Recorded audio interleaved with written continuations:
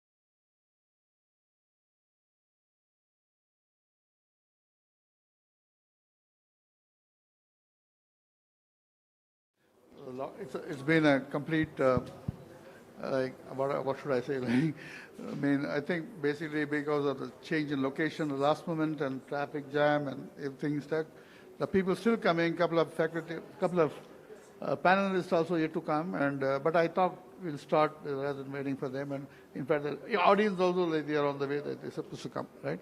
So, Gabriela was there. It's a sequel to the AI Safety Summit Conclave, what we did in December at Kerala. It was an international event.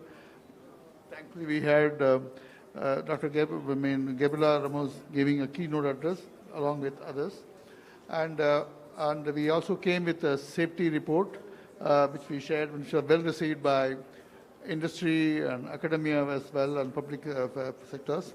So we thought we will have a sequel to that, and we'll discuss some of the points which have been discussed and take it forward from there, and so that we can shape up this AI safety, in particular agentic AI safety discussions forward, so that it can form input to the policymakers, the academia, and the industry in general. The important aspect we must consider here, the AI safety aspect report, we covered the sectoral aspects of AI safety when it comes to agentic AI. We covered BFSI, we have covered defense, we have covered healthcare, we have covered retail, and we have covered education. And I'm happy to share this report with you and all of you, and after this, and it's also published on the LinkedIn, right? And we are also going to come out in another 2 days. We are going to release our AI sovereignty for India and Global South. It's been, we have gone through a very extensive interview process and survey questionnaire process, and we are coming out with the report. So that with that background, I would start with Dr. Krishna Sri, because she's going to give 5 minutes highlights of the safety report, what we published with, and we can take it forward. Is that okay? Yes, sure.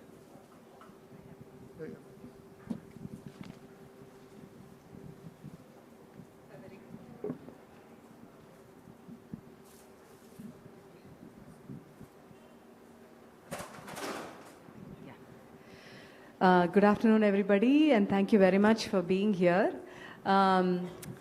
We've seen in these past couple of days a very broad spectrum of various different dimensions that AI can take course in science and technology, in the social sciences, humanities, aspects, and we've had many experts from all around the world with us these past couple of days. And I think we are seeing more and more how every aspect of AI is going to really touch our lives, our businesses, our economic growth, and probably also our peace of mind, I would say, at some point of time. But just addressing what Dr. Sivaramakrishnan just mentioned, we actually are from south of India, Amrita University, built on a 3-core pillar, which is looking at compassion-driven research, education for life, and global impact. Now, 2 of these 3 pillars actually intersect the discussion today. One is compassion-driven research.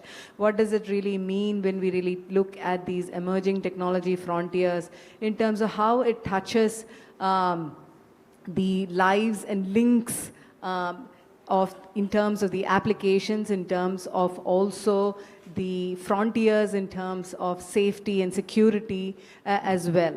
The second is really global impact. So as we are seeing, AI is just not the first, but definitely the current technology that has and has largely impacted in probably the fastest wave so far. Not only the technology companies, but also organizations, even civil society organizations for that respect, in terms of how we really deal with day-to-day activities and communicate. With that, the work that we did in December actually touched on 6 different dimensions. It included life cycle monitoring, looked at emergent safety or deviant behavior safeguards, what is really ethical autonomy, looked at recursive governance, looked at also regional adaptive governance, and also human oversight. So these were the 6 pillars that we looked at from the perspective of various different corporate verticals, like Dr. Shivraman said, looked at BFSI, looked at healthcare, looked at education, etc. So what we really found is that there is a significant maturity gap.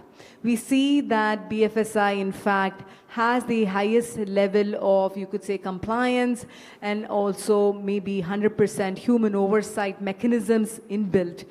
Of course, RBI has the free AI framework to be able to deal with transactions in AI applications, and perhaps that could have been the reason. If you talk about education, it was kind of like the biggest sleeping giant in the room, you could say, even though there was significant excitement about AI tutors and whatnot. The level of safeguards against deviant behavior was almost nil in any of the educational applications that we looked at and the people we spoke to. If you looked at the healthcare on the other side, it has the highest amount of variability in terms of some institutions being well-oriented in terms of the AI impact in their own institutions, but also highest risk because of the lack of governance maturity across the healthcare systems due to lack of also escalation protocols and procedures, and also automated safeguards. So all of these were what we found as significantly missing from the healthcare industry. And we looked at public services. It was like kind of a blinded sector when it came to context awareness. So you looked at applications that were available in urban communities, and you just took that and put it in rural communities where it totally didn't make sense, and people couldn't really embrace those technologies. So we found these specific aspects as different verticals from these different industries. Thank you. Now, thanks. With that background, I will start with the lady first, Gabriela. You oversaw UNESCO's 2021 recommendations on the ethics of AI, right? Given that India's diversity, even our currency prints 15 languages, right? So given India's all possible diversities, right? Which UNESCO principles like justice, inclusivity, or accountability, governance are the most critical for guiding safe agentic AI, in your opinion, Gabriela? Well, thank you. Thank you for having me. Yeah, yes, you're having me, which is great. Well, thanks so much for the invitation. I'm glad to be here with old friends and new friends. Yeah. The fact is that, first, congratulations for that report. Thank you. Really feel, and India has shown the way with all of the infrastructure, the DPI, the financial services, the applications of AI, that this should not be only a very sophisticated technological discussion. It has to be grounded on concrete ways in which systems can be improved. And I understand why the education system is lagging behind, too high risk. I know that many countries are not using AI because they don't have the legal basis or the accountability frameworks, and therefore people don't feel that they have the basis to do it. So there would be 2 parts. I feel that the principles that UNESCO developed, but I have to confess that I was also at the OECD when the OECD produced the principles in 2019, and they are the same. It's about transparency, it's about accountability, it's about proportionality. We don't need AI for everything and for every single issue we do. It's about the rule of law. And I would say that for me, all of them are so important, but all of them are only contributors to ensure that the rule of law is preserved. Meaning, we do everything we can to steer the incentives for these technologies to behave. And we're talking about agents. Yes. And we're talking about safety and loss of control and catastrophic risk and autonomy that will just get around humans. And I feel that we need to find a way to build not only the most important principle, but as Krishna said, bring it to very concrete ways of doing it. For example, if you want to make sure that the deployments are accountable, one thing is very important that we did also, and with the support of member states, was to eliminate the notion, ban the notion that you can give legal personality to AI developments. And you might say, well, this sounds very crazy, no? But at the end, I spent hours listening to member states with such different views. Japan was fully supportive to give legal personality, thinking about care economy, the elderly, having robots that will be there, and who knows, like corporations also have legal responsibilities. And then you have the other group, European countries, who are more based on human rights, saying no way we can do that, because then you will be delinking the responsibility and the outcomes, and there should always be human determination. And I think this is another very important principle. Thank you, Kapila. Now, with that, a follow-up question, I will go to Dr. Abdul Rahman. Right? A lot of countries from MENA, including especially Saudi, are drafting ethical AI guidelines, and you were leading some of this initiative, Dr. Abdul Rahman. You played a stellar role there, right? So now, like with this, like for example, Riyadh AI Center, right? You were part of it, and you were one of the thought leaders there, right?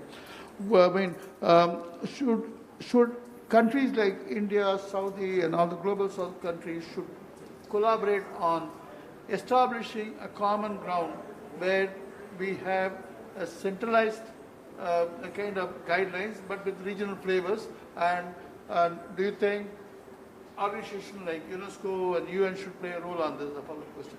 What do you think? Thank you, Chief. I think to your point, yes, it is timely right to do this right now. MENA region, today morning I had a round table with the Indian counterparts. Okay. We are talking about expanding the relationship, but not only that, but also the businesses, the trades between different countries, and what that trade with AI will look like, and how these agents will help, or how these agents will come with some challenges. Maybe Gabriela mentioned the legal side of it, but I'll focus on the economical part of it. Okay. Now, we want to have more business with different countries. These opportunities will create new businesses, but those all, or the majority of those businesses today is digital. How are we going to do that if the ethical concern is not embedded by design, if it's not localized? And in some cases, it needs to be also sovereign in some places. So while we work together, we need to make sure sovereignty is there. I think today morning, some of our Indian colleagues mentioned that, especially with what happened in the past year or so from major countries, that opened our eyes that sovereignty is very important. And we cannot just deal with it, especially with agentic now, without thinking of the consequences of not having the agents in your country, and those agents are not having the right understanding. I think also that looking at those agents now and working with different counterparts, auditing and looking at the compliance that will come, either voluntary today. In case of Saudi Arabia, there is no required law, but there is voluntary compliance. Yep. And in maybe other countries as well. At the same time, build that compliance within the product, build it from the ground up, in order to make sure that these products are culturally accepted, and also will provide the right value that for those programs. I think at the end also, preserving languages and preserving culture is an important deal for many of us. Therefore, building those applications and those programs with the cultural preservation, either language or religions and many others, are a critical, important point for so many customers today. Thank you. Yeah. So that's a very important point. You need to take into account the cultural aspects of the entire thing. That's a great point. Now, Dr. Anskar, like one if you look at it, our India AI guidelines are principle-based, right?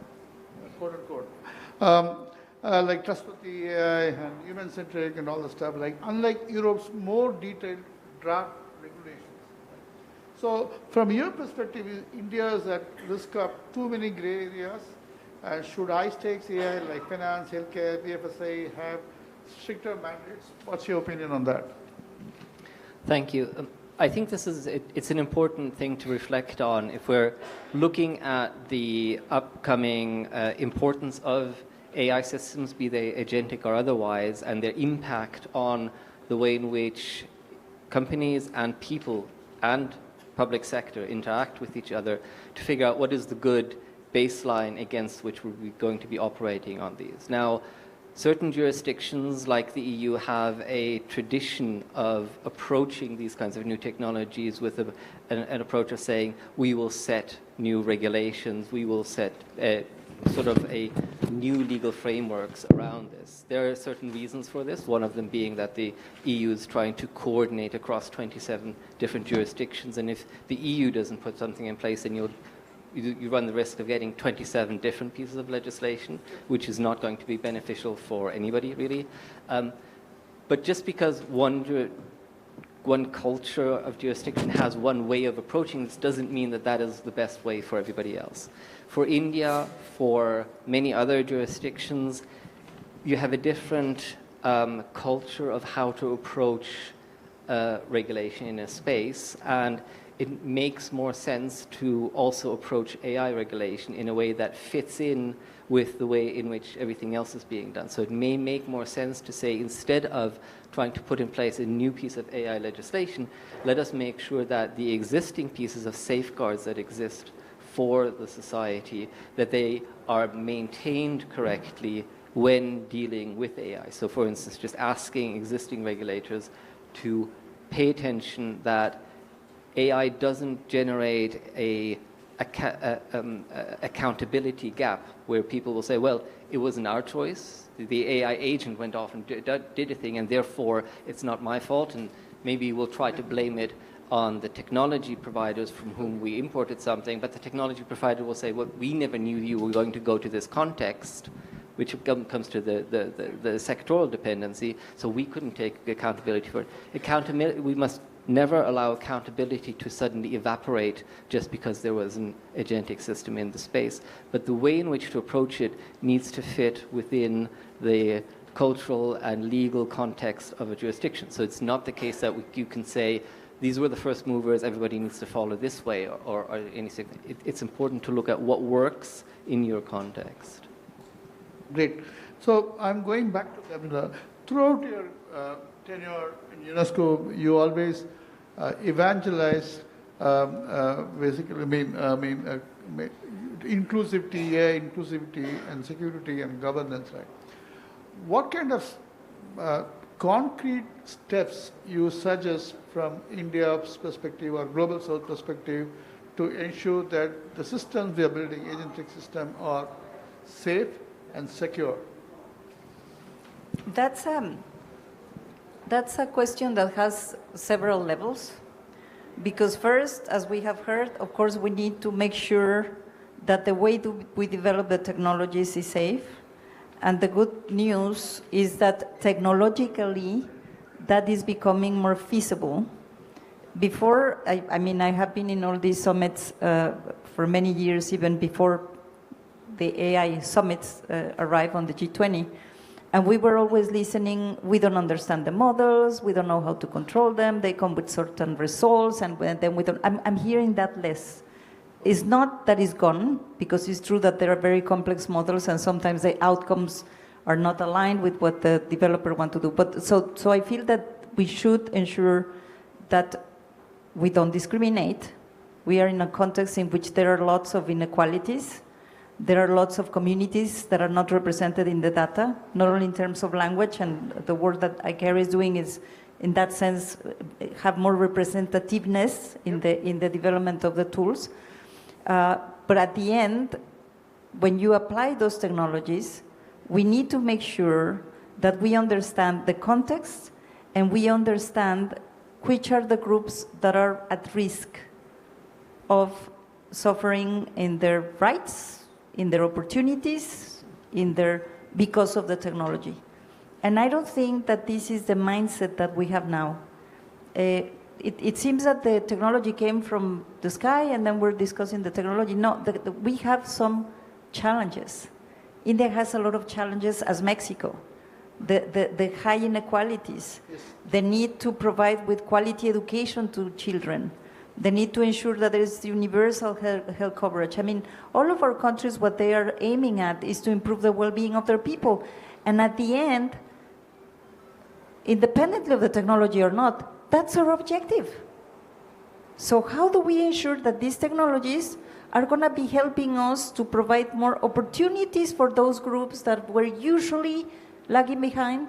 Of how are they going to be because of the bias algorithms or data that is not representative are going to be just widening this gap.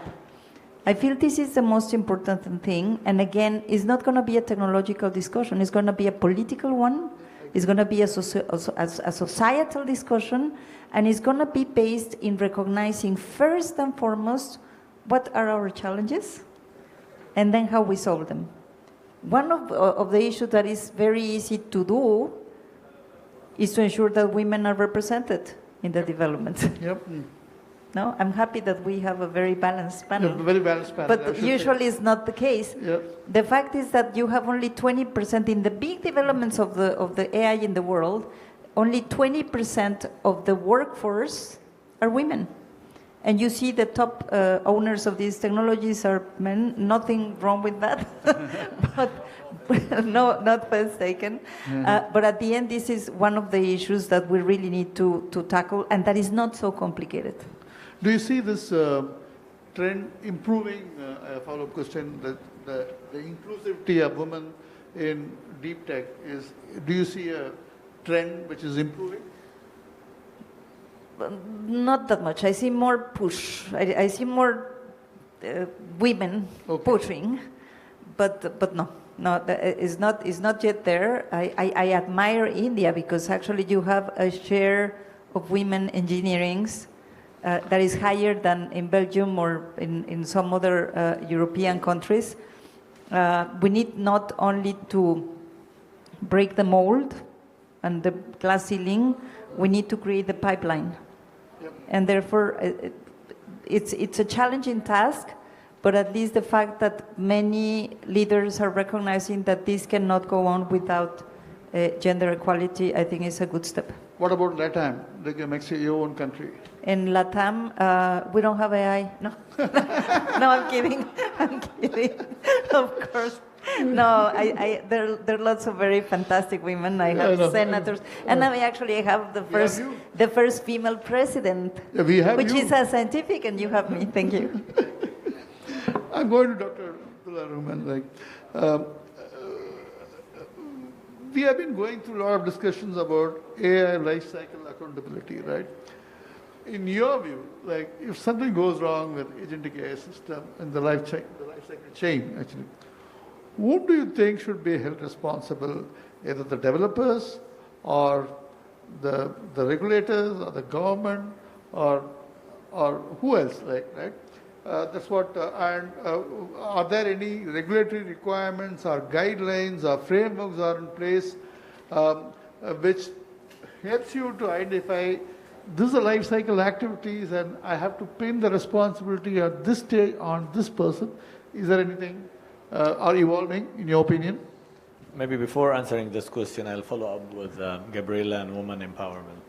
I believe that Global South have a unique opportunity for women empowerment more than Global North. Completely agree with you. Completely agree. Looking at the ratio of women representation in engineering and science in India and in Saudi is very good, and it is improving. Yes, of course. Improving organically, even without looking or trying that hard to engage as much. Yes.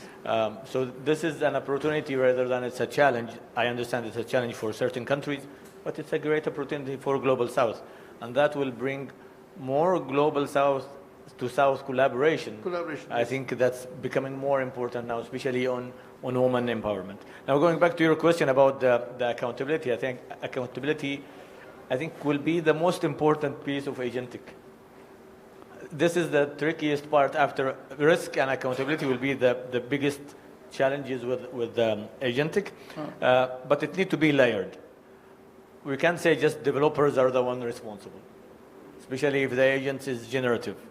We can't say also multinational technology organization, they are the one responsible and accountable for X and Y.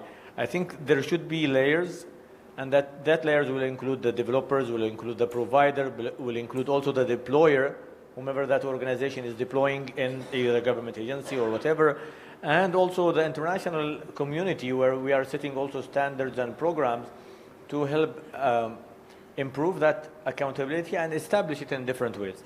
And then different countries will have it somewhat differently. As you mentioned earlier, jurisdictions are thought and maybe systems are different. Therefore, it will be implemented to the context of that country.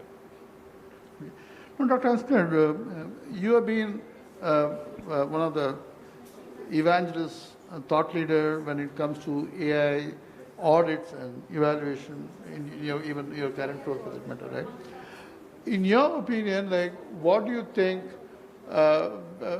what India is doing right, or the private sector is doing right or not doing right when it comes to this? The front-end system audits and on the agentic AI systems. Let me start by reflecting on the question about the accountability point. I think it's absolutely true. The accountability, there will be certain accountability that lies with the engineers, but that is not where it will start.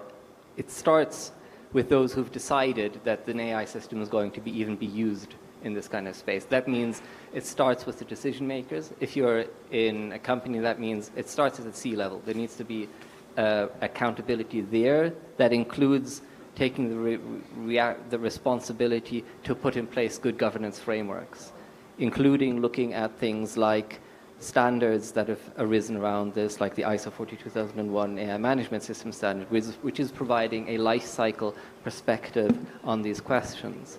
But then it needs to also be at the deployment side, at whoever is deciding we are actually going to go with this. We can't have the agentic system somehow being the one that does this. I think, and we had a very lively and I think a dynamic conversation on this topic of the assessments and validations of AI systems earlier during this conference.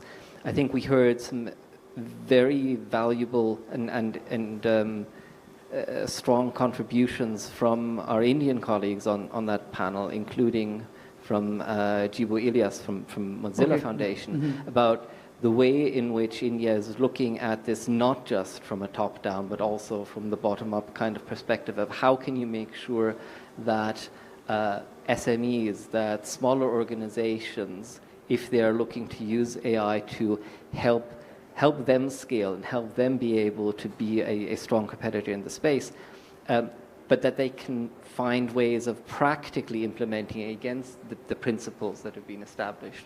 Principles are all great and good, but if you don't have a practical way of looking into this, then there is a challenge. And I think that is an area where there's still a lot that needs to be done, but we are seeing practical tools coming out. We've got standards, we've got also IEEE standards around AI ethics.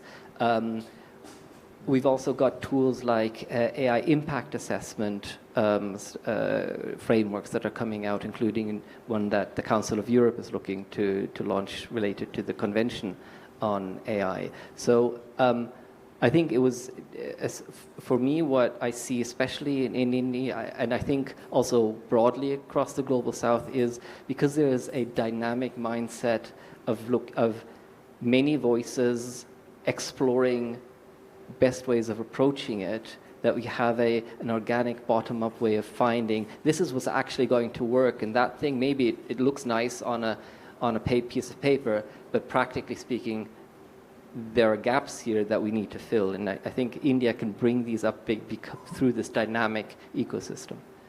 That's a very good, important point. Dr. Krishna, you would like to add something on the framework part, what we guys are working? So basically, listening to all of you, I really feel that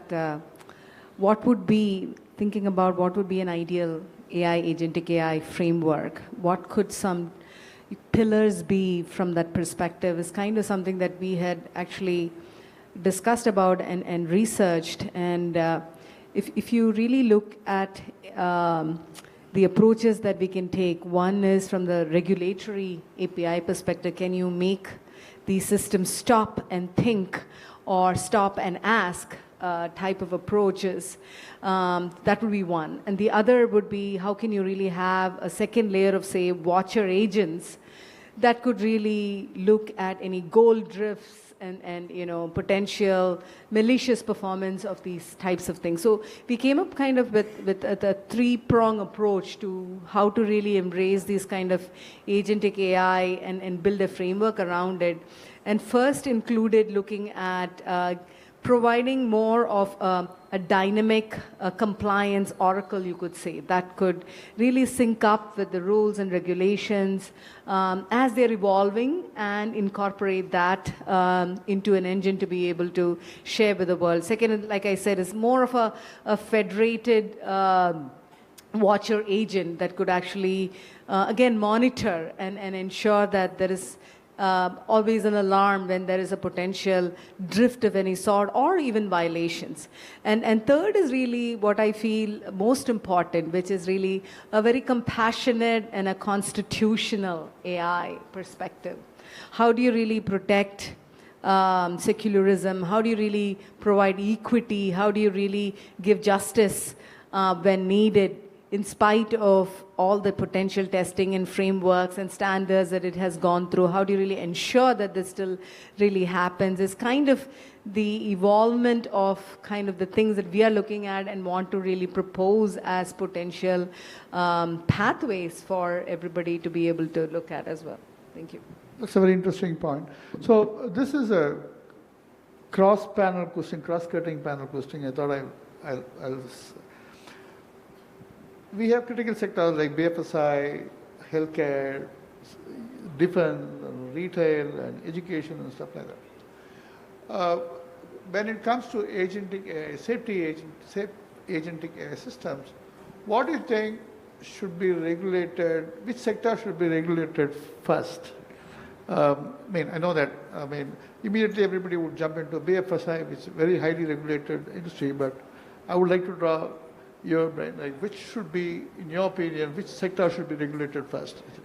I don't think that's the way the policy cycle operates. Okay. Because at the end you have ministers in charge of sectors. And they will tell you, no way, Jose. It's my sector first. Okay. No, I think that what we need to look at, and I'm learning a lot from this panel, is how to ensure that the learnings from one sector can be also informing what happens in other sectors. Yeah. And for me, the most important element here is to have it outcome-based. Okay. I was talking to Krishna in the way coming here to education. Just think about education. You can say, I want agents to help me grade the students and allow me to get rid of all the administrative tasks. Okay. It's the most complicated setting to deploy these things. Not because of the technologies, but because of the organizational changes that need to be made in these systems. And I compare education with health. Health is a sector that is very absorptive of research, of progress, knowledge all the time. Doctors need to be upgrading themselves all the time. They have by design, because they're dealing with human health, safety procedures. And many times when we were working on neurotechnology, we were thinking the neurotechnology tools that are now in the markets would need to follow the neurotechnology tools that are in the health system because they are very well codified. So it depends on which sector, but at the end, it would need to be outcome-based. And what we have seen in the education field, for example, is that everybody wants the technology, and the places or the countries that have introduced the tablets and all the programs and are not the ones that are improving the student outcomes, because they did not take a look at the cultural content. They did not take a look at how to change the pedagogy. They did not train teachers, and they didn't put the whole system behind to support the deployment and the knowledge of what the technology can contribute in the specific sector. So I feel it's more understanding how these things work and what kind of technology will help them do what. Agents replacing teachers? I hope not. Yep. I absolutely agree that ultimately we are interested in the outcomes, and so that is what we judge the system by. But it is important that the thought process around how do we make sure that the outcomes are going to be compliant with good behavior, that doesn't start at the end of the process, but that is something that starts at the very beginning of the process when we are defining what are the requirements that we want for this agentic system. At that point already, it is important to make sure that the conversation about what do appropriate societal, legal compliant, ethical outcomes, what do those look like, and how do we make sure that they are achieved throughout the life cycle of the system. I think before coming to this session, I played with my agents. And I actually threw this question for them to discuss. What you will notice that over-reliance is a big issue. And a human with over-reliance in so many areas create new problems. Yes. And look at previous technology, not only AI. Therefore, we will go through a whole list of, we want this to improve our efficiency, solve some problems, to have new problems. And then we need to solve them in another way, maybe not with that technology, or maybe to your point, Professor, before, with an agent that follows the other agents. And they're all valid, but not in every case. And as Gabriela mentioned, I think healthcare and education will be critical areas.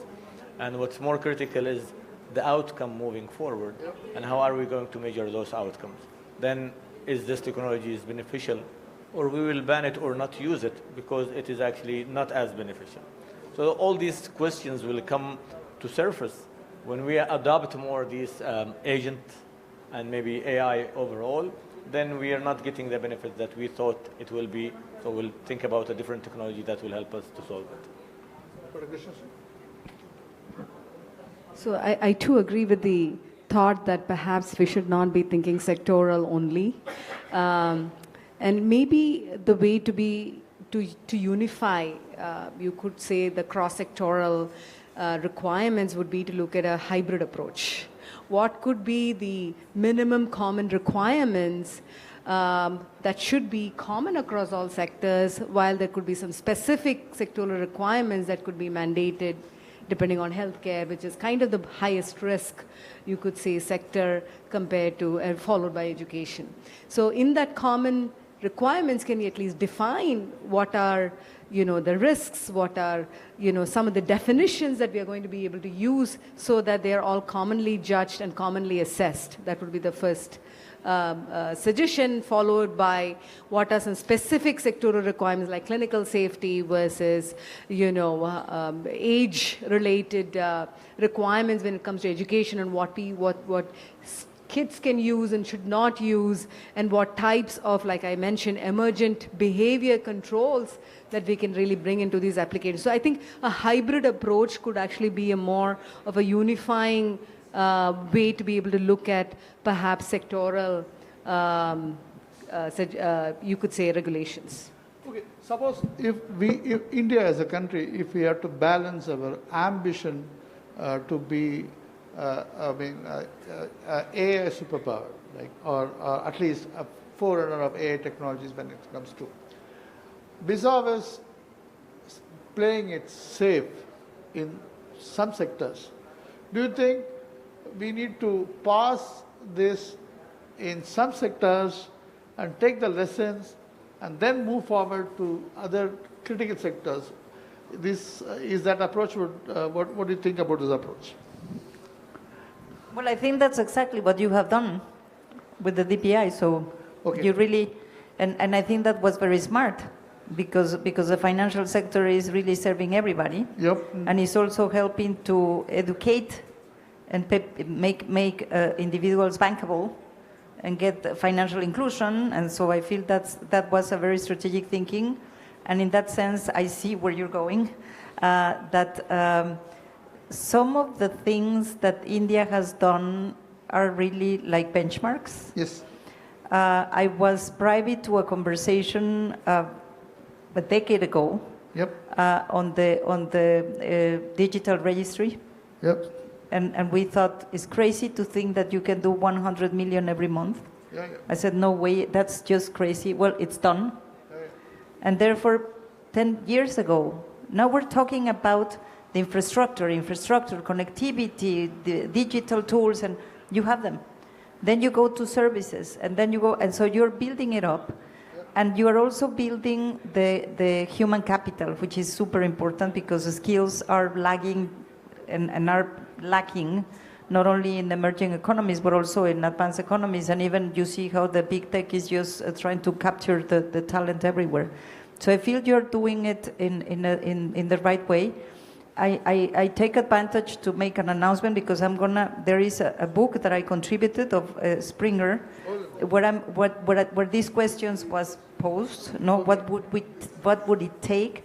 And I put 4 I's, which was incentives for more investments in safe, secure, and good AI,